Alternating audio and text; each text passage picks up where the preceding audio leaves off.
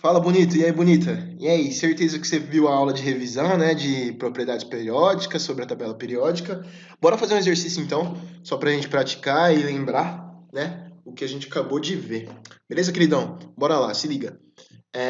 Eu dividi, né, a tarefa como a gente sempre faz, em, em molejinho e molejão. Vamos chegar lá, né? Essa revisão a gente já fez, uma gracinha bonitinha. Bora. Aqui, ó, que é importante, né? Bate o olho, ó, 2 segundos, bateu, bora continuar. Ó, propriedades periódicas, né? Molejinho e molejão. Molejão eu vou fazer por último, como a gente já tá manjando, molejinho eu vou fazer agora no começo. Sucesso. Bate o olho no primeiro exercício, ó. O que ele tá me falando? Em relação às propriedades periódicas, ele me dá algumas afirmações, eu vou julgar como verdadeiro ou falso, né? Em um período, o raio atômico diminui da direita para a esquerda, né? Da direita para a esquerda. Por quê? Com o decréscimo do número atômico, reduz também a atração do núcleo pelos elétrons da última camada. Então, ó, o raio atômico diminui da direita para a esquerda. Já está errado, né? Da direita para a esquerda aqui, ó. Direita para a esquerda, né? Tá errado. Como que o raio atômico aumenta? O raio atômico aumenta da direita para a esquerda, de cima para baixo, beleza? Então essa afirmação aí está incorreta. Se liga na 2. O aumento do raio do ânion, né? O ânion é o cara que ganha um elétron, né? Comparado ao átomo de origem, é consequência da diminuição da repulsão entre os elétrons da camada de... Nada a ver. Você pegou a camada de valência, foi lá, adicionou um elétron, aí esse cara fica mais gordão porque tem repulsão, né? Então, tá tendo repulsão dos elétrons da camada de valência, por isso que aumenta. Sussa? Então, ó, errado também. Agora veja 3. A segunda energia de ionização é sempre maior que a primeira, com certeza. E a terceira é sempre maior que a segunda, e assim vai continuar a vida, tá?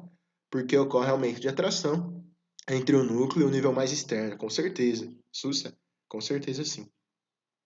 O raio do cátion alcalino, então ele está falando da família 1A, é sempre menor do que o representativo, do que o respectivo átomo em razão da redução de uma das camadas preenchidas, com certeza, né? Se eu estou na família 1A, lá, pega o sódio, por exemplo. O sódio só tem um elétron na camada de valência. Se eu for lá e retiro esse elétron, formo o cátion, que é o Na+, eu diminuo uma camada, beleza? Se eu faço isso com o potássio, também eu vou acabar diminuindo uma camada. Aí ele fica menorzinho, né? Então faz sentido aí ser a 3 e a 4. Beleza, galera? Olha o próximo aí. Veja. O próximo é o seguinte. Ele me dá uns valores de eletronegatividade, ó. Lembra do FON, ó? FON, F-O-N, né? FON, Cl, Brisk, pH, né? Então tem a ver aí com a fila de eletronegatividade, tá? Então são esses alguns valores. Ah, é bem legal também que esses valores de eletronegatividade, existem várias tabelas, né, que colocam esses valores, né? Então, existem várias maneiras de se calcular a eletronegatividade. Então, por exemplo, aqui, ó, quando eu falo a fila do FON, Cl, Brisk, pH, o Cl vem depois do nitrogênio, mas da maneira que ele usou para calcular essa eletronegatividade, quem é mais eletronegativo é o Cl, tá? O que ele quer dizer com isso? Que eles são bem próximos, demorou? Então, mas existem várias maneiras. Mas o que eu quero que vocês guardem é a da fila, que é FON, Celebrisc e pH. Sussa! Mas enfim, vamos olhar aí. Em relação ao quadro apresentado, é correto afirmar que os valores de eletronegatividade dos metais alcalinos são inferiores ao dos gases nobres. Ó, gás nobre não tem eletronegatividade, beleza? Tá? Metal alcalino é esses moços aqui, ó. É baixinho já, é baixinho comparado com o resto da tabela periódica. Mas comparando com o gás nobre não tem, né? Então não faz sentido ser essa, beleza? Os halogênios. Halogênios, né? Família do flúor, gracinha, geralmente apresentam forte tendência de atrair elétrons, sim, né, em ligações covalentes, e podem formar ânions em ligações iônicas. Com certeza, né? Porque esse cara aqui, lembra? Tem 7 elétrons na camada de valência. A tendência dele é conseguir, na verdade, tentar, né? Conseguir mais um elétron para virar um gás nobre, ficar bem na vida, né? Então ele vai fazer isso com muita vontade, né? Ele vai querer atrair muito esse elétron, né? Ele vai brigar muito por isso. Então a tendência dele é sempre tentar atrair esse elétron, né? E depois seria os calcogênios, né? Depois a família do nitrogênio, do carbono e assim segue a ideia, tá? Então, quanto mais próximo do octeto, maior vai ser a tendência desse cara aí tentar atingir os 8 elétrons da camada de valência, beleza? Então, essa é a alternativa correta, tá? Mas vamos continuar olhando? Beleza, ó. Os elementos que possuem dois níveis de energia apresentam menores eletronegatividades? Quem são os elementos que apresentam dois níveis de energia? Para a gente saber isso, a gente precisa contar os períodos, né? Primeiro período, segundo período. Esses são os elementos que apresentam dois níveis de energia. Sussa? Eles apresentam as menores eletronegatividades? Não, né? Nada a ver. Beleza? Ó. E a eletronegatividade sempre aumenta da esquerda para a direita, né? E de baixo para cima. A gente está bem aqui em cima, né? Então, se a gente chega no flúor, ele é mais eletronegativo da tabela periódica, né? Alternativa D, dá uma olhada. A eletronegatividade do carbono decresce regularmente? Não, ó. 1,9, depois sobe 2, tá? Então não é regularmente não, tá? Aí ele coloca o elemento boro, aí ele fala do germânio e fala do antimônio. Antimônio, aqui o antimônio.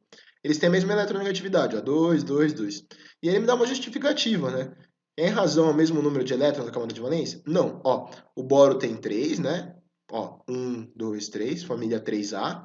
Aqui são só os caras que são representativos, né? Então, família 1A, 2A. Depois, ó, 3A, 4A, 5A, 6A, 7A, 8A, né? O boro tem 3 elétrons na camada de valência. Carbono, na verdade, o germânio está na família do carbono, então ele tem 4. O antimônio está na família do nitrogênio, então ele tem 5, tá? Então, não tem nada a ver essa justificativa. Sussa? Ó, continuando aí o exercício, dá uma olhada, isso é bem gracinha. Ó, ele coloca o seguinte, colocando em ordem decrescente, então do maior para o menor, temos como, dá uma olhada. Se eu olhar esse exercício, veja, como que eu posso pensar no tamanho da camada, né? Quando eu aumentar a quantidade de períodos, eu vou estar aumentando o tamanho da camada, beleza? Estou aumentando a quantidade de períodos, eu estou aumentando o número de camadas, não o tamanho da camada, perdão. Estou aumentando a quantidade de períodos, estou aumentando o número de camadas. Então, a camada de valência aqui, se eu pego esse cara, eu estou na 1, 2, 3, 4, 5. Eu tenho 5 camadas nos elementos, todos aqui tem 5, né? E a camada de valência é a quinta, que é a mais externa. Beleza? Então, ó, se eu pegar, por exemplo, o fósforo, ele tem 3 camadas, e a terceira camada é a de valência, legal? Então, quando eu vou descendo aqui, vai aumentando o raio, porque ele está ficando mais gordão. Então, ó, é da direita para a esquerda, de cima para baixo aumenta o raio, né? Aí está falando para mim do oxigênio, do germânio e do carbono, né? Oxigênio, carbono e germânio. Quem é o maior? Maior germânio. Maior germânio, beleza? Maior germânio, depois carbono, depois oxigênio, tá? Essa é a ordem que a gente precisa colocar aí, do maior para o menor, beleza? Então, ó, alternativa E. Germânio é maior que o carbono e o carbono é maior que o oxigênio. Pense na eletronegatividade agora. Faz sentido o germânio ter uma eletronegatividade baixa? Faz. Por quê? Ele é um cara que não atrai muitos elétrons, né? Porque ele é gordão. Os elétrons da camada de valência dele tá longe, ó. Tá na quarta camada, então ele não atrai muito bem isso, senão os elétrons não iam estar tão longe. Agora o carbono, ó, já atrai um pouquinho melhor. Os elétrons da camada de valência já tá na segunda. Mas, ó, quando eu penso aqui no flúor, a atração é... Desculpa, quando eu penso no oxigênio, a atração é muito maior, porque o oxigênio tem mais prótons e mais elétrons, né? Então a força eletrostática aqui nesse cara é muito maior comparado com o restante. Isso, galera. Dá uma olhada nisso aqui, gracinha também, ó. Veja, ele está falando para mim de um termo muito legal, que são elementos isoeletrônicos. Não sei se você lembra, na verdade você lembra sim, porque você é muito bom. Veja, se ele falou que é isoeletrônicos, tem a mesma quantidade de elétrons, né? Então, se é isoeletrônico, tem a mesma quantidade de elétrons, tem a mesma quantidade de camada. Puto, fudeu, então não vou conseguir fazer exercício. Ó, se liga, todo mundo aqui tem a mesma quantidade de elétrons e a mesma quantidade de camadas. O que vai mudar do enxofre para o cloro, para o potássio, para o cálcio? Se eu olhar o enxofre tem 16 de número atômico, tem 16 prótons. Se eu olhar o cloro, tem 17. Se eu olhar o potássio, tem... Deixa eu achar aqui.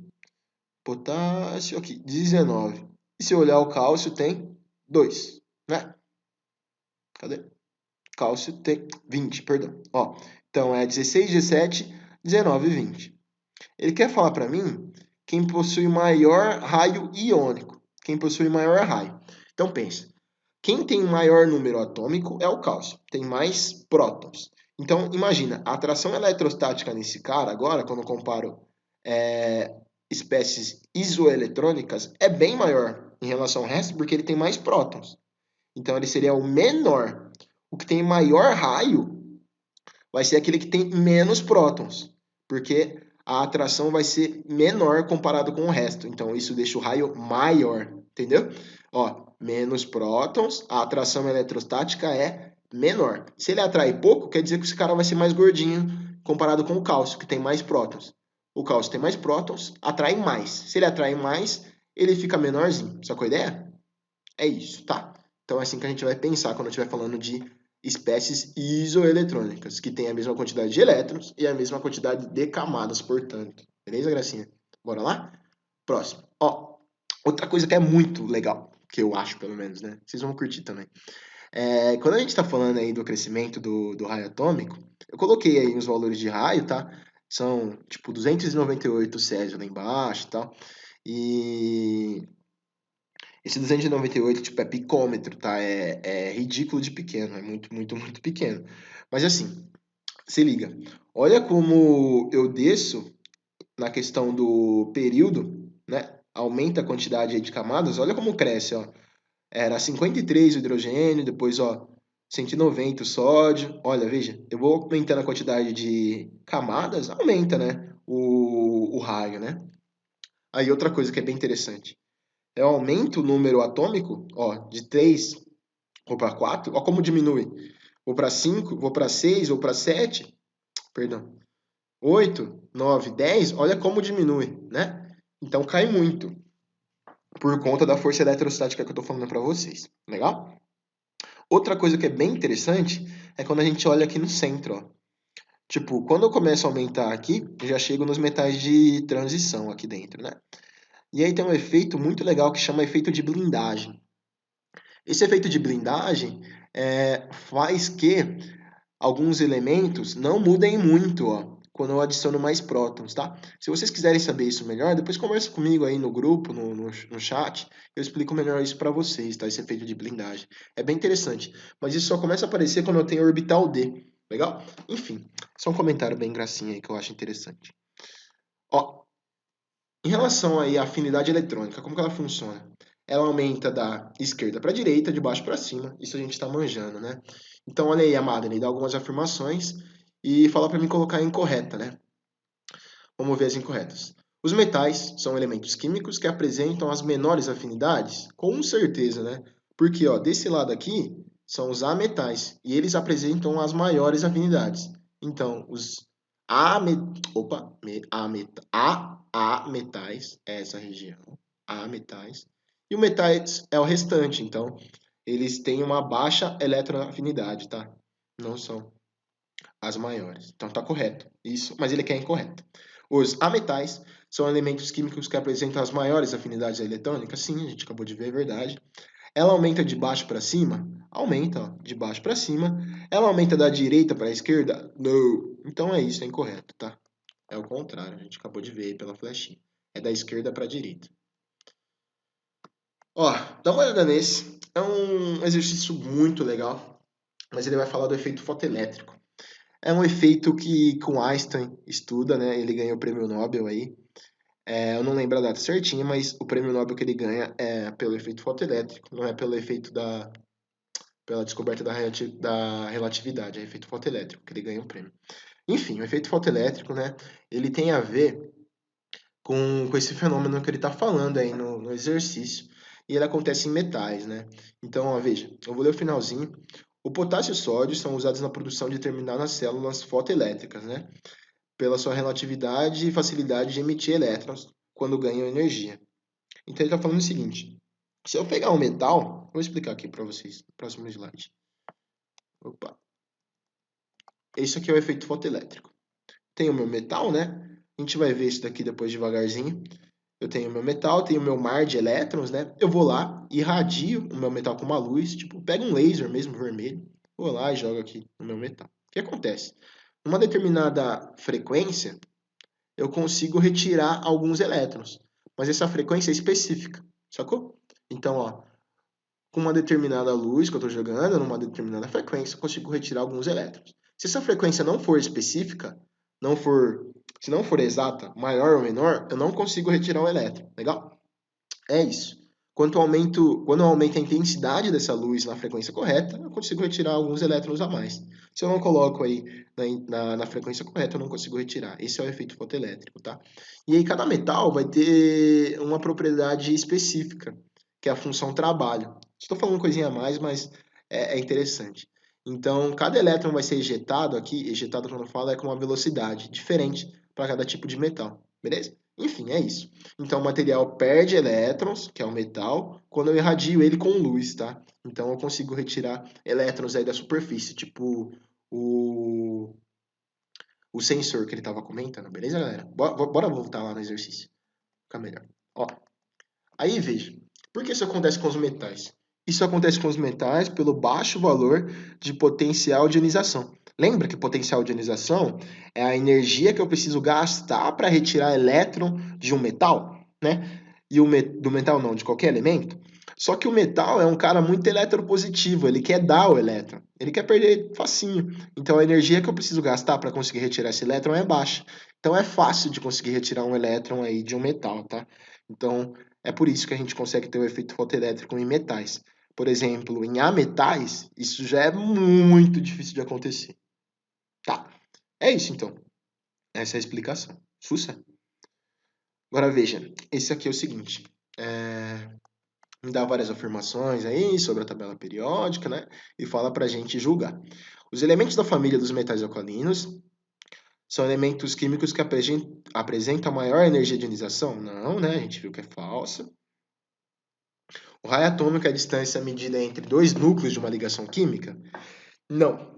Por exemplo, ó, eu tenho uma bolinha aqui, né? Que é o meu átomo, tenho outra aqui. Estou fazendo a minha ligação química. Aí eu tenho minha molécula, né? Que é a distância aí entre esses dois núcleos, né? O que eu faço para medir a distância entre dois... Desculpa. Como eu faço para medir o raio do meu átomo? Eu faço uma molécula, por exemplo, de hidrogênio 2, H2. Então, ó, tenho um hidrogênio aqui, o outro aqui do ladinho. Então, eu tenho um hidrogênio aqui e o outro aqui do ladinho. Faço a medida da distância de um núcleo até o outro. Faço essa medida, né? Vai dar um negócio grande, que é o diâmetro, né? Vai dar o diâmetro. Para descobrir o raio, eu pego o diâmetro e divido por 2. Essa é a ideia de raio, tá? Só que aí no caso ele falou assim, ó, que o raio atômico é a distância medida entre dois núcleos de uma ligação química. Não, isso é o diâmetro. Eu faço a medida do diâmetro, aí divido por 2. Aí eu acho o raio médio. A gente faz isso por difração de raio-x, tá? Então é assim que a gente determina experimentalmente os raios atômicos médios, tá? Mas aí o que ele comentou é diâmetro. O elemento da família dos halogênios são elementos químicos que apresentam maior afinidade eletrônica, com certeza, né? Os halogênios são a família do flúor, né? Eles têm alta eletronegatividade, então tem uma alta eletroafinidade também. Legal? A eletronegatividade é a tendência que um átomo possui de atrair elétrons, com certeza, em uma ligação química. Bonitinho, gracinha. Beleza? Deixa eu ver se tem mais um. Tem mais um. Olha aí, que fofão. Nossa, isso é uma graça. Ó, ele tá me dando aí 3 elementos: magnésio,